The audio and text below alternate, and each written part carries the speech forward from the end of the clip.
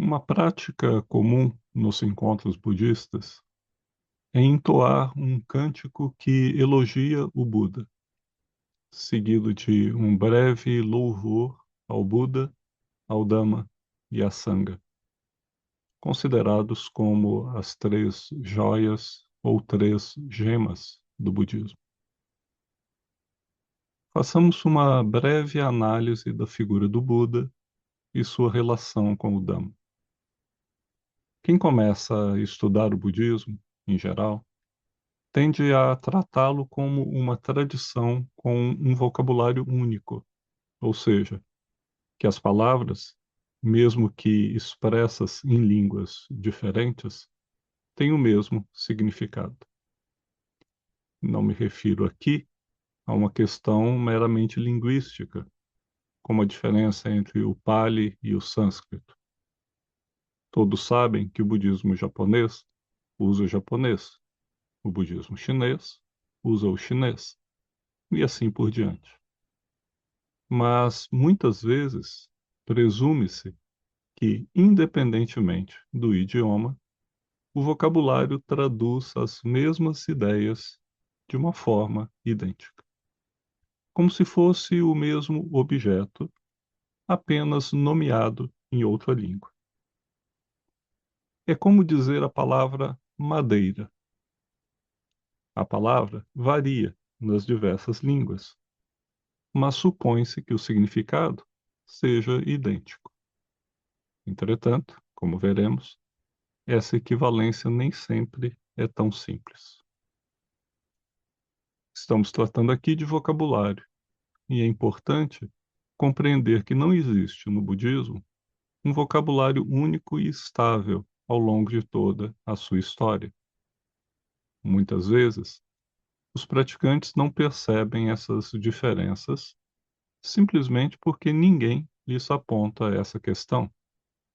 Assim, seguem estudando e lendo livros, participando de cursos, sem que lhes seja informado que o vocabulário muda de sentido com o tempo e com o contexto cultural.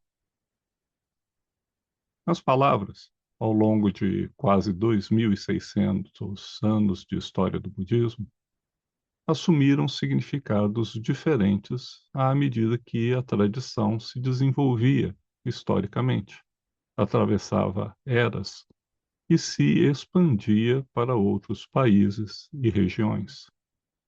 Termos básicos como Buda, Bodhisattva, compaixão, Nirvana e Karma não possuem um significado único e idêntico em todas as tradições. O estudante iniciante muitas vezes pensa que todas as escolas budistas empregam esses termos com o mesmo sentido, sendo a única diferença a língua usada. Por exemplo, o Pali para os budistas Theravadas do Sudeste Asiático, o chinês para os chineses ou o japonês para os japoneses. No entanto, isso não corresponde à realidade. Um dos méritos de nosso estudo comparativo será justamente evidenciar como as mesmas palavras vão mudando de sentido ao longo do tempo, conforme novos textos surgem, conforme tradições distintas passam a utilizá-las, ou conforme regiões diferentes desenvolvem suas próprias compreensões. Isso ficará mais claro à medida que avançarmos. Nosso tema agora é sobre qualidades do Buda, do ponto de vista da tradição Pali e, portanto, da tradição Theravada. Abro aqui um breve parêntese para explicar a escolha dessa tradição como ponto de partida. Utilizo a tradição Pali porque ela preserva textos muito antigos, que continuam sendo transmitidos pela tradição Theravada. Mas esses mesmos textos, embora conservados no cânone Theravada, apresentam grande semelhança com os que foram transmitidos e preservados por outras tradições, que já não existem mais, mas cujos fragmentos ou textos completos chegaram até nós. Por exemplo, a tradição Sarvastivada manteve-se ativa por vários séculos na Índia e, posteriormente, seus textos foram transmitidos na China. Com o tempo, o cânone dessa escola preservou-se integralmente apenas em língua chinesa. Ainda assim, o entendimento que se extrai desses textos e o vocabulário empregado são muito semelhantes aos encontrados no Theravada. Portanto, quando falamos aqui de Theravada, não nos referimos estritamente à escola enquanto instituição histórica, mas ao cânone antigo. Esse cânone, preservado por diversas tradições antigas e modernas, apresenta uma relativa uniformidade em seu vocabulário inicial. Entre os pontos fundamentais que se mantêm em todas as tradições budistas está o que classicamente indica a filiação formal ao budismo, o ato de tomar refúgio nas três joias. A pergunta como me tornar budista é frequentemente respondida com a explicação de que basta declarar que, a partir daquele momento, se toma refúgio no Buda, no Dhamma e na Sangha, e este é o fundamento comum a todas as escolas budistas. A partir daí, surge a questão seguinte: o que são, afinal, as três joias? Qual é o entendimento que se tem delas? Isso é fundamental, pois só é possível tomar refúgio conscientemente se soubermos no que, de fato, estamos nos refugiando. Por essa razão, em todas as tradições budistas, há inúmeras reflexões e comentários a respeito do Buda, do Dhamma e da Sangha. À primeira vista, parece algo simples definir o Buda. O Buda é Siddhartha Gautama, a pessoa que nasceu na região que hoje corresponde à Índia e ao Nepal há muito tempo e que alcançou a iluminação. O Dhamma é o ensinamento que ele transmitiu e a Sangha é a comunidade formada por discípulos, alunos e admiradores em torno dele.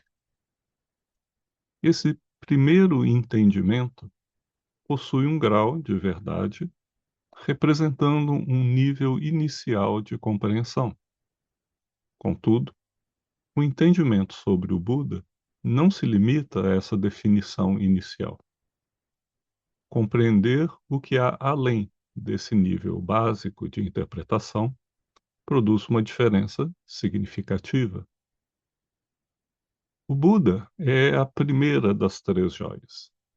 Num primeiro nível de entendimento, ele é o indivíduo histórico que, há cerca de 26 séculos, alcançou a iluminação.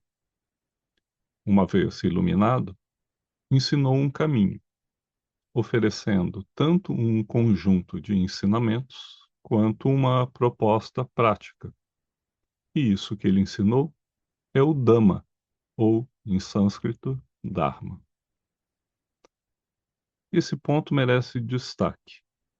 Diferentemente de uma filosofia, seja ela antiga ou moderna, o Buda não se limita a expor um sistema conceitual.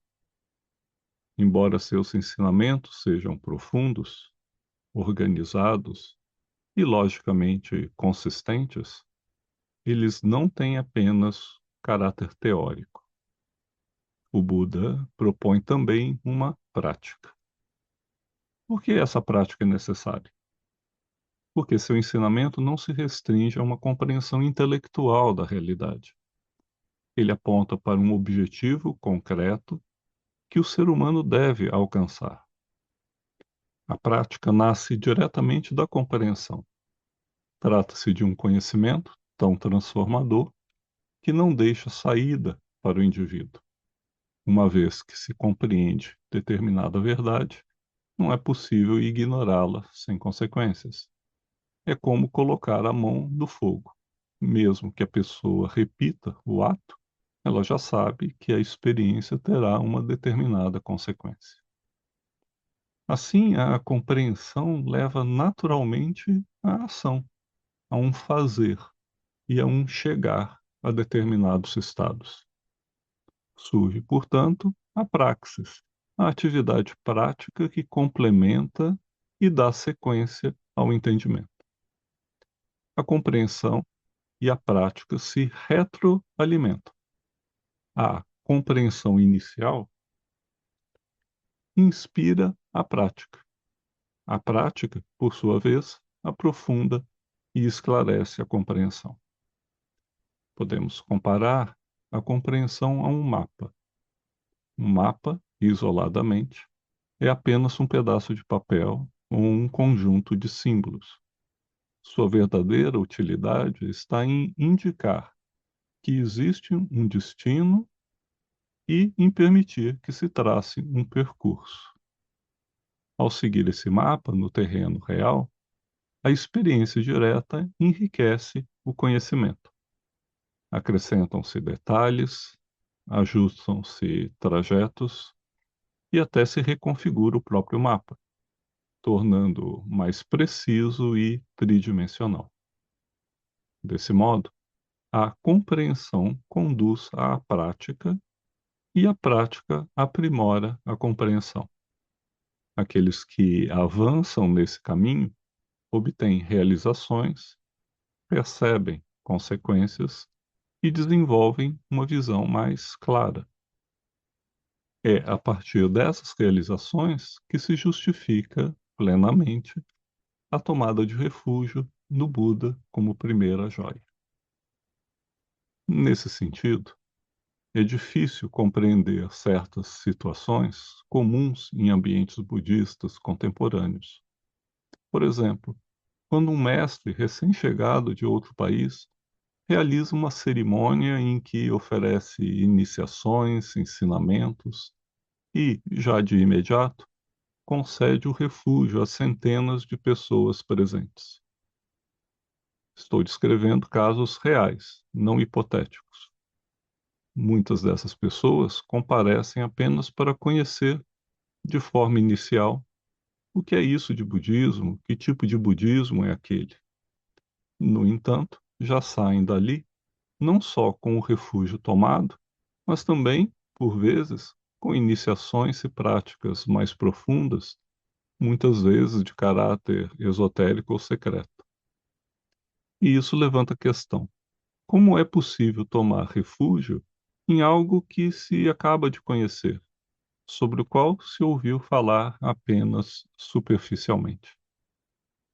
É mais ou menos como o batismo. Você é batizado quando ainda é um bebê.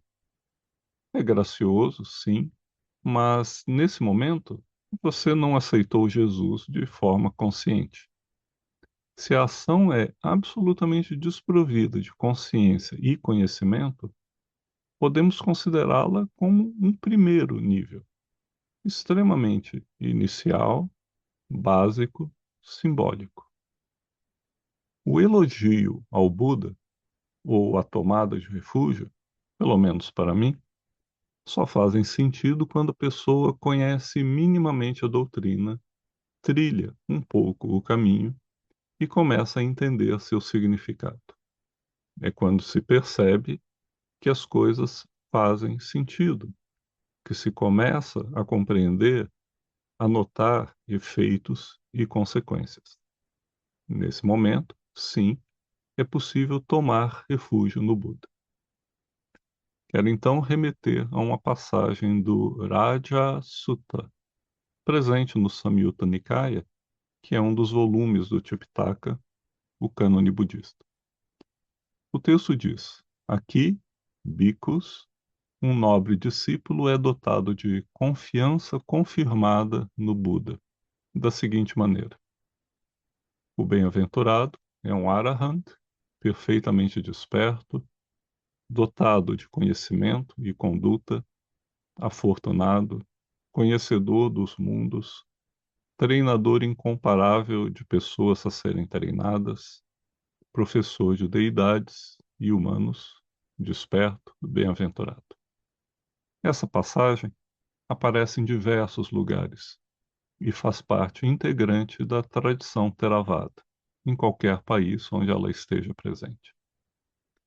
Notemos que é dito que o nobre discípulo é dotado de confiança. A palavra passada, às vezes traduzida como fé, implica em uma confiança serena, que carrega com ela clareza e serenidade. Seja qual for a tradução, significa que o indivíduo compreendeu, praticou e viu resultados. E é por isso que ele tem uma confiança serena e estabelecida. Essa é a certeza interior que surge quando alguém vê que sua prática está funcionando. A forma clássica dessa declaração é assim: o bem-aventurado é um arahant, perfeitamente desperto, dotado de conhecimento e conduta, afortunado, conhecedor dos mundos, treinador incomparável de pessoas a serem treinadas, professor de deidades e humanos, desperto, bem-aventurado. Aqui temos 9 qualidades, cada uma abordando um aspecto da libertação e um aspecto particular do Buda, como indivíduo que atingiu a iluminação e transmitiu o ensinamento. Ele é um arahant, no sentido de ter atingido a libertação ou saída do samsara, que vamos ver mais tarde o que é. Perfeitamente desperto significa mais do que simplesmente desperto. Há um grau a mais de sabedoria e compreensão que o torna mais do que um iluminado comum.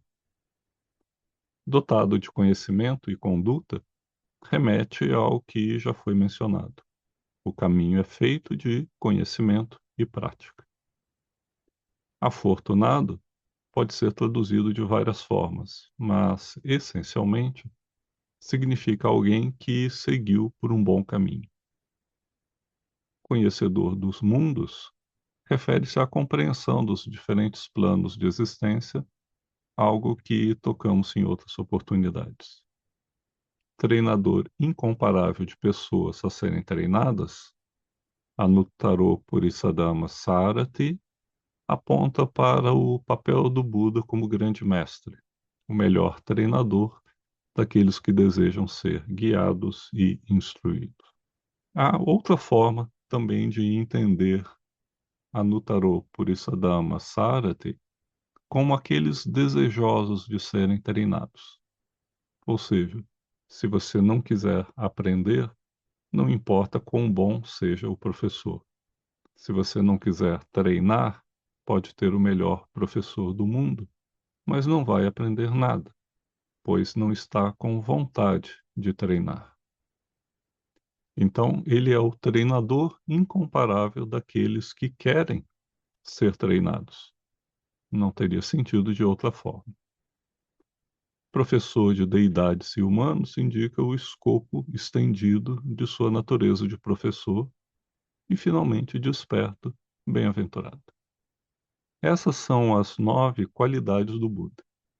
Em países Theravada, muitas vezes essa frase é usada quase como um mantra. Pode-se usá-la como parte da meditação sobre o Buda.